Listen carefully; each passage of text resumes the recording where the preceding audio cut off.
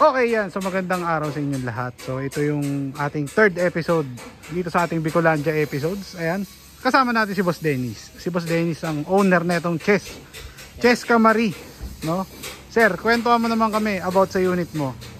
Ayan. Pinagawa ko to kay paring Erwin year 2016. No, ayan. So pagkakasabi mo kanina, sir, ito yung pinakaunang gawa ni Boss Erwin sa kanyang tarima, no? Ayan, so ito yung kanyang unang gawa. Sir, magkano inabot to noon, way back kay Boss Erwin? 2016 kasi sabi niya, subukan mo yung gawa ko, sabi niya. Okay. Sabi ko, magkano naman? Sabi niya, labanan kita, 150. So ito, sir, tanyo. Brand. So sir, yung 150 linawin natin, ano to, buong kaha lang o may kasama ng makina, pang ilalim, gano'n? Buong kaha, tapos yung makina under chassis sa akin lahat. Sa'yo lahat. Ayan. So ikaw ang nag-provide sa kanya. Siya na lang ang nagkasa. Ayan. So sa 150, buong kaha, and then kasama na yung mounting, tapos yung upholstery, tapos yung wiring. Upholstery tsaka wiring. Basta yung under chassis sa akin lahat. Yun. So napakamura, no? Kumbaga sample, no? Sample pa lang kasi. Promo. Ayan, para makilala ng mga tao yung gawa. Ayan. So sir, anong makina ng unit natin na to? BC1. Or BC1. No, ayan. So may nakwento ka kanina, sir? Ito is may sikreto? Ay, yung tatay ni Alan. Kasi si Boss Dakne. Boss Dakne. Backsworks. Pumunta niya sa Tatarima, tapos tinanong niya ako kung gusto ko daw i-upgrade, pabilisin yung sasakyan. Sabi ko, sige. Okay. Yun, sabi ko anong mga kailangang bilhin. Sabi niya, palit tayo ng differential. Tapos yung sa transmission, yung flywheel. Lakihan niya yung flywheel. Okay. Okay naman yung naging output. Okay naman talaga. So, from binago niya yung mga components ng makina na yun hanggang sa mga transmission niya, wala naman naging problema. Wala naman. Okay naman. Hanggang ngayon. Naman.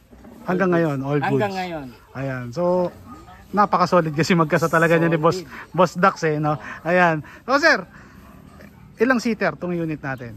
12 seater. Ayan. Makina nito is for BC1 and then ang preno na gamit natin dito, sir? Preno ay D7. Ayan. So, sir, sa kaha kasama na chassis, no? Oo, kasama. Kasama na si chassis, no? Ayan. So dito tayo sa kanilang mga accessories, mga nakakabayo rin na saraw, siyempre. Ito, sir, alam ko medyo may sentimental value yung mga yan. May sentimental value. Ito, sir, saan galing pala itong mga kabayo natin? Ito doon sa tito kong namatay na. Okay. Binigay sa akin kasi may isa pa daw siya. Okay. Tapos ito naman yung kasamahan kong driver. Okay. Yung dating niyang saraw na jeep, mayroon pa daw siyang na-imbak na isa. Okay. Binigay sa akin. Tapos yung nabili ko na lang sa junk shop. Yung nasa dulo. Nasa dulo. Okay. And then itong tapos dalawa? Itong dalawa, nabili ko na online. Online na lang. So, ayan. Medyo mataas pa ang bentahan, no? Mataas. Ayan. So, nasa magkano? 2,000 to 2,500. 2K to 2,500, no? Ayan. So, next natin dito tayo sa set ng kanilang gulong. Si boss ay naka 700 by 15 ba to? Oo, 700 by 15. Ayan. And then, syempre, Isuzu hubcap. Kumbaga, trademark yan ng mga taga-norte na hubcap. Ayan, okay. Tumako naman tayo sa kanilang interior, mga boss. So, ito ang kanilang interior. Actually, ito is 8 years na. Dahil medyo may kalumaan na. Hindi pa napapaspi masyado ni boss, no? Ayan. So, ito is 12-seater. Tama ba, sir? Tama. Ayan. So, naka NKR na rin, oh. Ang galing. Ayan, so, parang kayo yung mga unang gumamit ng NKR dito, no? Dito. Sa parte ng buhi, no? Ayan. Sir, tanong ko lang, yung ano natin, yung boundary system, hindi tayo boundary, no? Kumbaga, porsyento talaga, no? 30%. Kamukha rin ng mga nauna nating ibinlog, ganun yung kalakaran. Ayan. And then, ang biyahe, sir, ganun din, no? 1 day, tapos 2 days rest day. 2 days, yeah. Okay. So, ito yung kanilang mga dashboard. Ayan. Sir, ang sound system na gamit natin dito?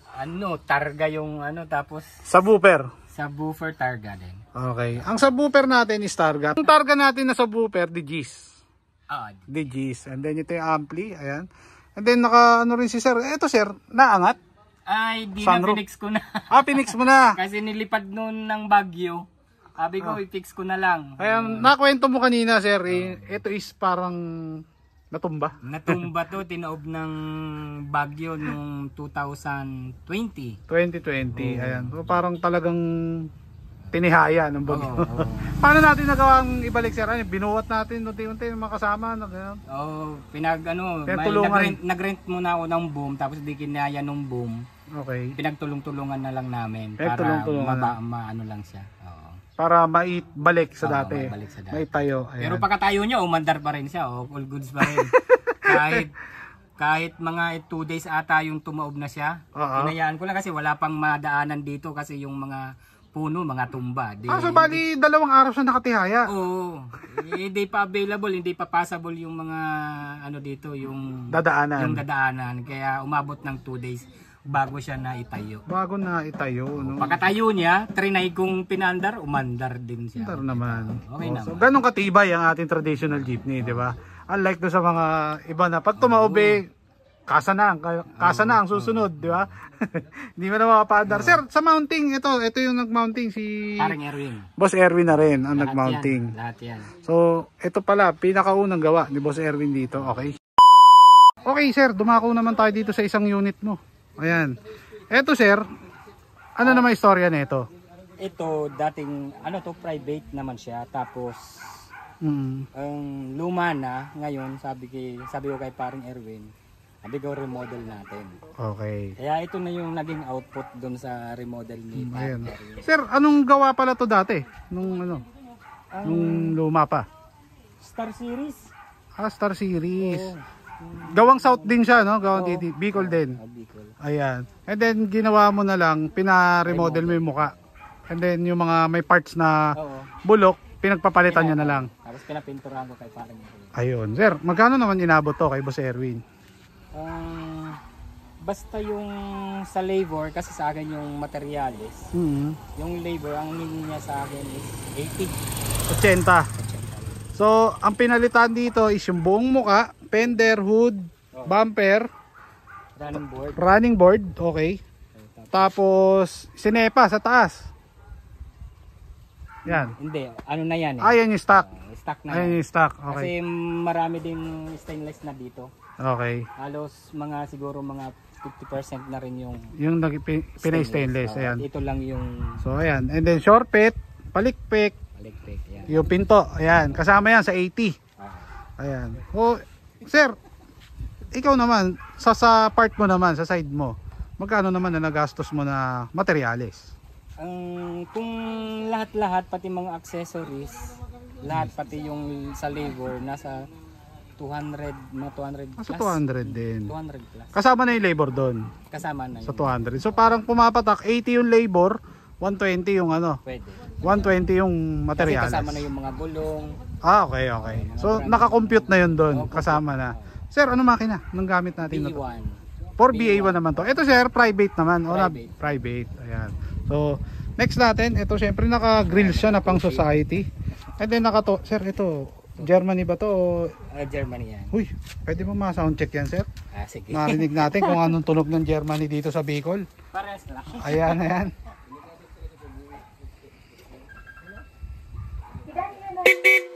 Yun, no?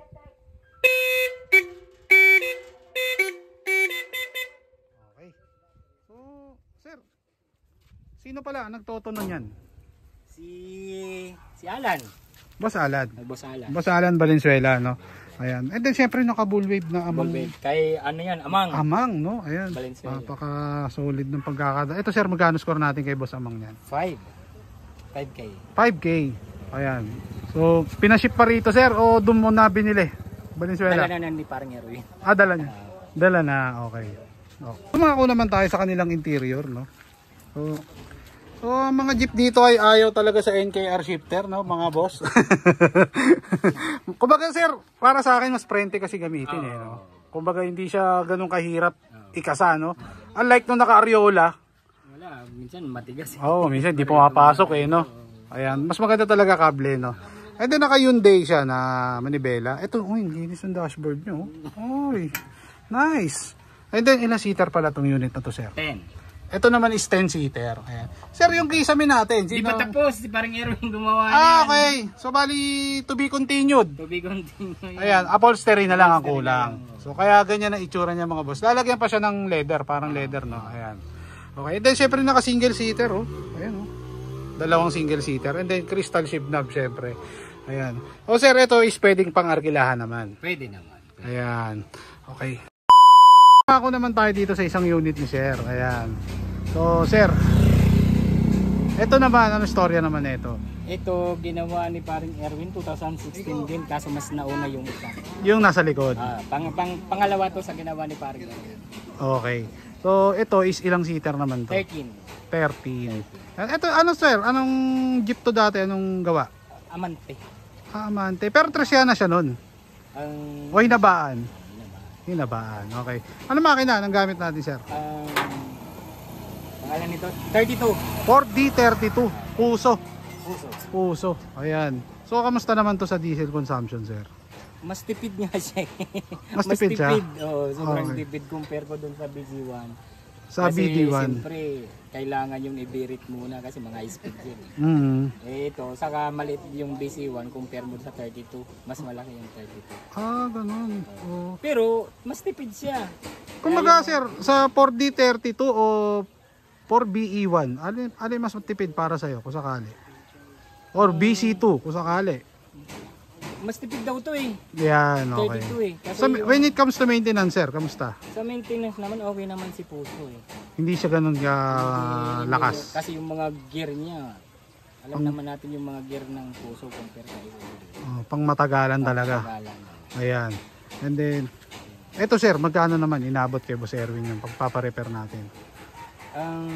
Ganun din, hiningi sa akin eh, 150 rin. 150. Ayan. So, ano mga binago natin dito sa 150? Fender. Yung chassis niya, palit chassis. Palit buo. Palit yan, buo yan. Okay. Si parang Erwin ang gumawa. Okay. Yun. Tapos yung mga under chassis, yung I-beam, yung differential, yung mga lip spring, tapos yung stabilizer. Siya na gumawa. Okay. So, pasok na yun sa 150. Hindi. Sa akin na yun pala, sorry. Yung pang ilalim sa'yo? Yung mga pang ilalim. Sa'yo. Okay. And then, kasama tong bumper sa 150. Siya yung gumawa. Saka yung muka. Ayan. Okay, so ito, itong kabayo naman natin. Ayun, nabili ko online. Ito online naman. Tapos itong Aeroplano. Nabili ko yan dun sa Pulanggi. Sa Pulanggi naman. Bininda sa akin ni Boss James. Yun, no? Okay. Hindi, syempre may napansin ako. Hela. Nakahela si boss, oh. Ayan. Lumang hela. Sinaunang hela pa yan, sir, no? Ayan. Okay, and then dito naman tayo. Sir, pang ilalim natin, ano palang gamit nating preno dyan? D5. D5. And then yung mga brake drum natin. Ang brake drum is dito, air-cool. Air-cool. Naka-air-cool. Naka-air-cool siya, tapos Isuzu. Isuzu din. Ayan. Kasi may iba ginagawa. Pag 4D32 makina, hindi straight nila puso yung ilalim, no? Ganon. Straight Isuzu yung ilalim. Ito naman straight Isuzu. Makina lang na iba. Makina lang. Ito yung kanilang interior mga boss. Talagang ayaw nila magpaawat sa mga sa NKR shifter and Isuzu na stock talaga, no? Giga. Pang-giga naman itong kanilang manibela. Ayan. So ito is 30 seater and then gagawin pa rin yung upholstery, sir? Oo, gagawin. Ayan, hindi pa tapos to. Ayan, kaya para siyang hindi pa kumpleto. Saka matagal na. Matagal ko na siyang na negosyo. Ayan. Sir, bali ito, sir. Yung Cheska at saka ito, magkaibang grupo? Isa lang po. Isang grupo lang. Ayan, so kumbaga, may biyahe si Cheska, para silang may biyahe. Ay, hindi, sorry. Akala ko kung anong grupo eh. Yung isa, group 3, ito group 2. Group 2. Ayan. So kumbaga, kasi ang biyahe nila, sir, dito is 1 day biyahe, 2 days rest day. Tapos biyahe ulit. Ayan. So, yun ang maganda kasi, kumbaga parang yung income mo, hindi isang araw lang, walang pahinga, kumbaga may pumapasok kada may magre-rest day na jeep. Saka pag alimbawa may umupa, yung walang biyahe, yung patatakbuhin ko. Totoo yan. Yan. Para lahat kumita. Lahat kumikita. Ayan. Okay. Okay, Sir Dens. Shoutouts, baka may mga babatiin tayo. Ay, binabati ko yung mga kasamaan kong mga driver operator ng Iriga Buwik, Press Kalingasyon, Eduardo Kalingasyon. Boss, shout out sa'yo. Tapos yung mga pinsan ko, si Richard, si Eugene, Okay. si mga driver ko, si Pading Risti, si Pading Noli. Shout out sa inyong lahat. Sa asawa ko, si Yun, syempre, hindi pwede Hindi mo pwede wala. makalimutan Hindi pwede yun. makalimutan yan. Si Rosaline Castillo. Yan. Si Commander mo kasi ang number 1 na sumusuporta sa'yo. Sa father ko na full support sa lahat ng ginagawa. Lahat ng ginagawa mo. Ayan. So yun talagang pinaka-importante, sir. Yung moral support ng pamilya. Ayan. Ay, ano pa pala si Cousin Terence Perona. Okay. Sino pa? Baka meron pa, sir? Paring Erwin pala, salamat pala, nakakalimutan ko. Ayan. Paring Erwin yung gumawa ng Siyempre, lahat ng sasakyan ko. Boss Tatlo po yan Erwin. ginawa niya sa akin. Tatlo yan, no? Ayan. So, okay, sir. Ayan. Shout out pa pala kay Boss Jimboy na nawili siya magpagawa ng sasakyan kay Paring Erwin, saka dun sa driver niya si Jonel. Yun. So, sir. Saka shout out pa pala dun sa pinsan ko si Kuya Joseph Sideria. Ayun, no? Okay. Ano pala, may papayo natin sa mga aspirants na nawawalan na ng pag-asa dahil luma na ang kanilang jeep, gusto mapaganda. Ano bang... Tuloy-tuloy lang. Tuloy-tuloy lang kayo sa pangarap nyo kasi unti-unti makakamit yun yung tagumpay. Ayun, syempre. And then number 1 na kailangan natin dyan is... pera. Ayan. Ayan. So sir, maraming salamat. Ayan.